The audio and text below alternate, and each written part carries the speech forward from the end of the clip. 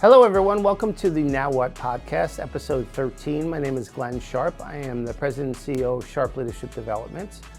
This is the second of three podcasts dedicated to sales training.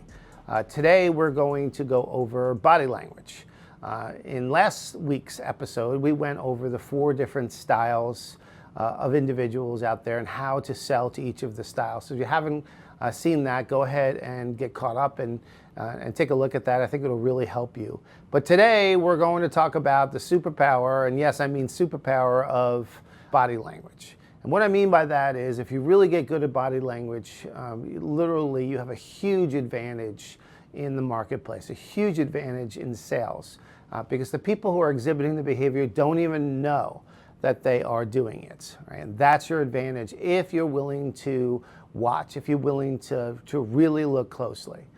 But first things first, if you haven't seen our podcast before, this is based on the book Now What that I put out a couple of months ago. Now What is basically the coaching journey of Johnny. Johnny is an amazing mechanic in the airline industry, and because he became such a great mechanic, they made him manager of mechanics. Now what? He doesn't have the skills necessary to manage, right? He's really good at turning wrenches and fixing airplanes, but he's not so good at managing others. No one ever taught him how to do it. So it's my job over a 4-month period to really give him the tools necessary to get him on a level playing field with his peers. And one of the things that we talked about is emotional intelligence, which is really what body language is. Remember what emotional intelligence is. It's twofold. Number one, do I understand myself and can I manage my behavior? But number two, do I understand others and can manage that social relationship? And body language and watching and reading body language is really that second piece to emotional intelligence. Learning to look and watching to see whether or not people are making certain gestures. Body language is a huge category. It literally could last a full week, 8 to 5 every single day. Obviously, in a 15-minute podcast, we're going to go over the basics, all right, just to get you to thinking, but get you to hopefully start to dive into it and really research it, because it really does give you a huge advantage. But before we start, let's talk about 85% of everything you say is not with words.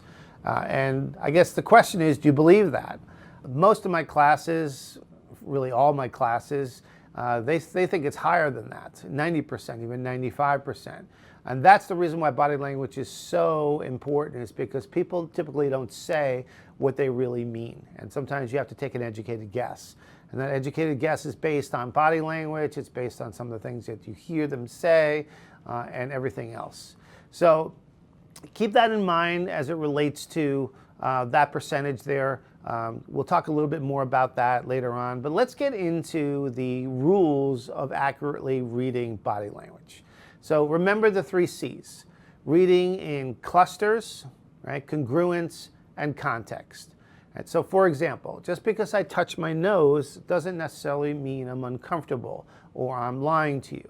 There is a reason why some people touch their nose when they're uncomfortable. It's called the Pinocchio effect. The capillaries are literally opening up in their nose and it itches. So they touch their nose when they're uncomfortable or they don't like something, right? But sometimes people just have an itch on their nose. So it has to be multiple things happening. So let's take a fun example, like for example, the hardest question, really the most unfair question a husband can be asked by his wife. Do you look fat in this dress? Right? Horrible, horrible thing to do to your poor husband, especially if the dress doesn't fit.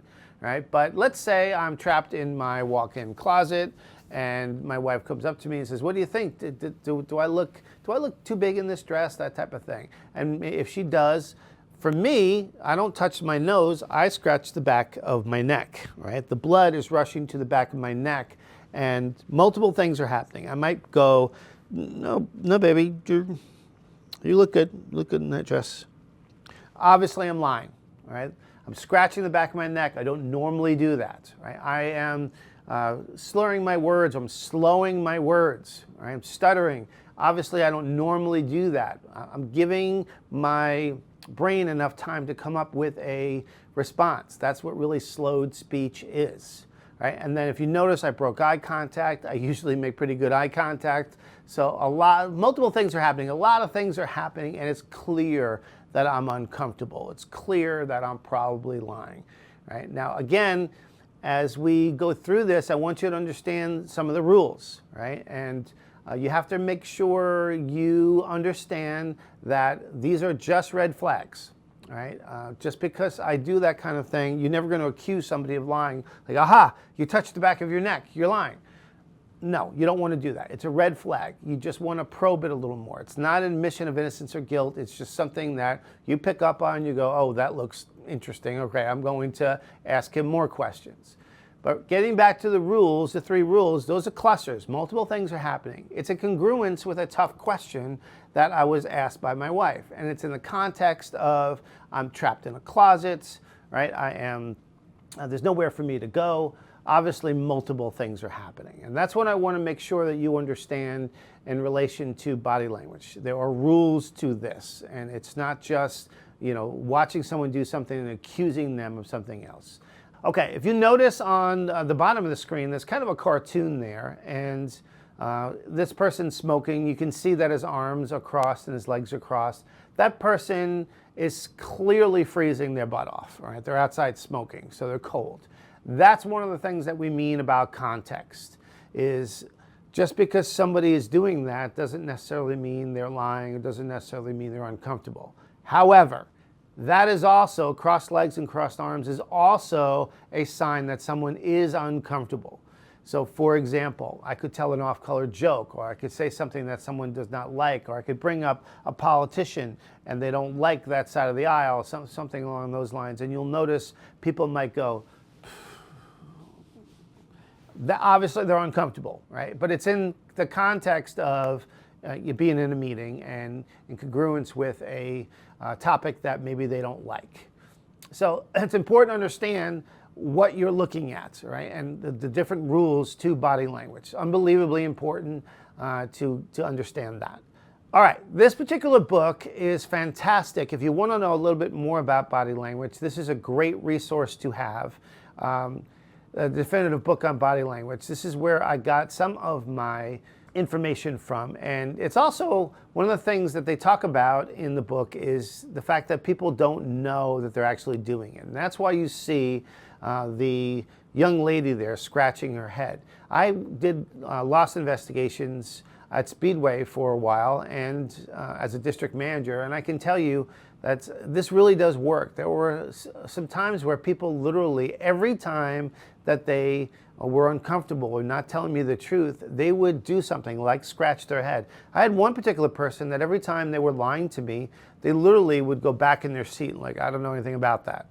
And every time they were telling the truth, they would be emphatic and they would lean forward and point to me like, that was not me. I didn't do that, right? And it was almost like lying, telling the truth, lying, telling the truth. And the interesting part is if I videotaped them, they would not even know until I showed them the video that they were making those gestures, right? And that is the key to body language, right? Is watching and picking up on subtle cues that they normally do not do. And that's what I'm looking for. I'm looking for differences in the individual based on congruence, context, and obviously clusters. So to simplify things, what I tell my classes all the time is remember the 3 monkeys, right? Hear no evil, see no evil, speak no evil. I like to watch people tug on the ears or scratch their neck. I had a young lady one time that I asked her a tough question in an interview and she started scratching her neck. And she would get defensive and ask me things like, well, why would you ask me that? And it was a pretty simple question, but you could tell she was very, very uncomfortable with the question. She started getting blotchy on her neck and everything, and it was clear that something was going on. So I probed it, and I found out later on, after a few questions, that she was lying to me. Now, I didn't accuse her of lying. I just kind of wrapped up the interview very quickly, but it works and works well.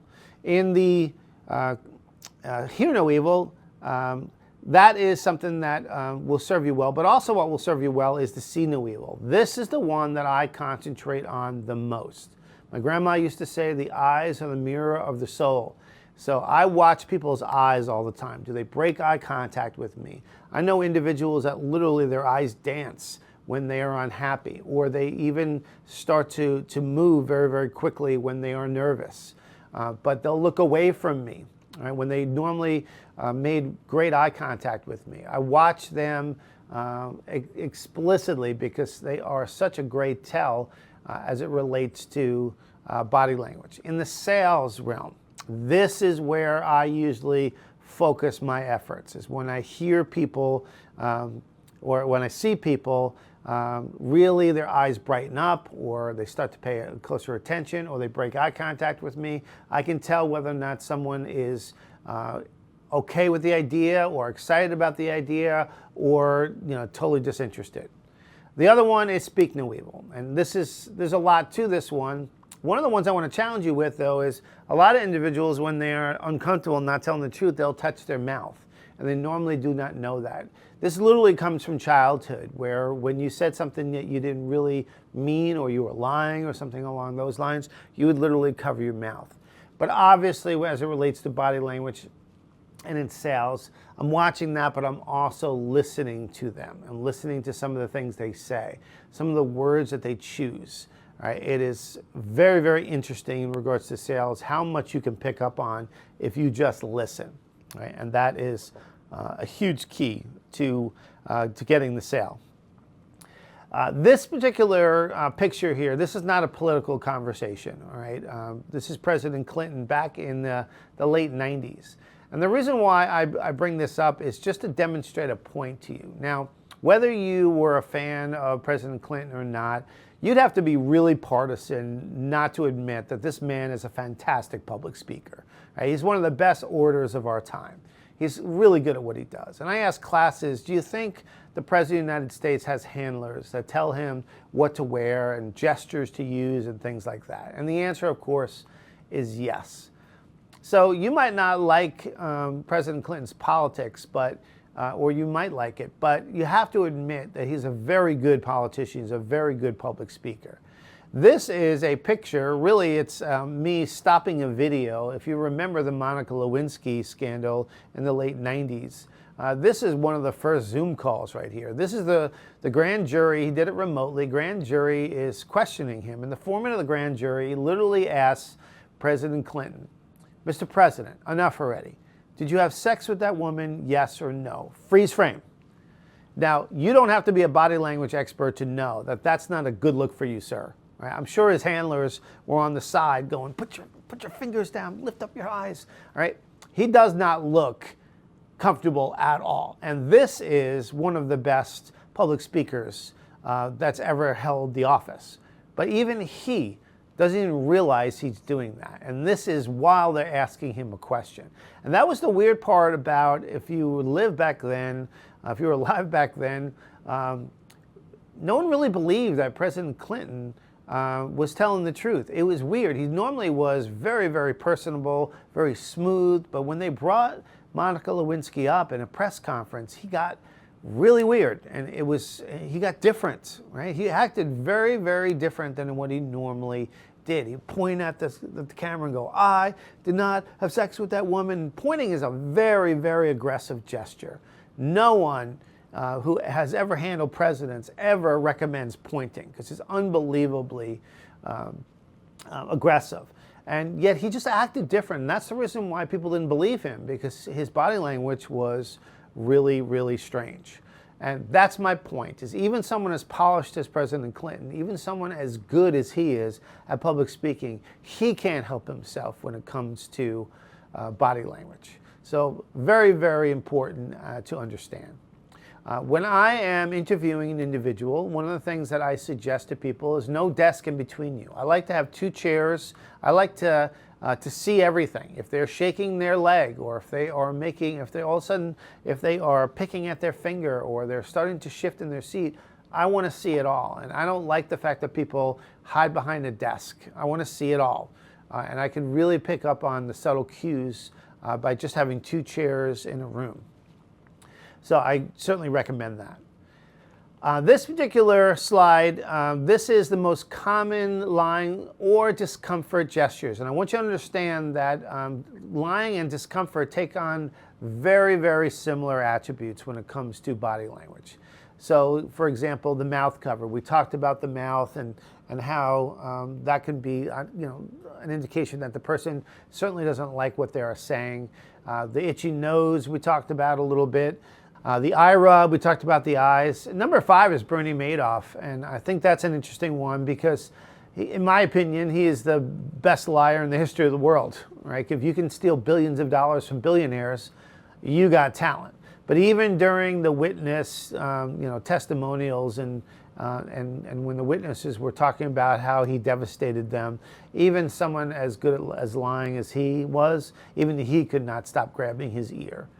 You'll notice in 6 and 7, the neck scratch and the collar pull. You see these in old gangster movies. This is very, very similar to me scratching the back of my neck. Their neck itches or they're getting hot, and that's why they're pulling on the collar. Again, you're looking for subtle differences. And then the fingers in the mouth, all right, that's a huge indicator, especially if somebody's biting their nails, and really touching their mouth, similar to what we talked about number 1. It's a huge indicator that someone is uncomfortable.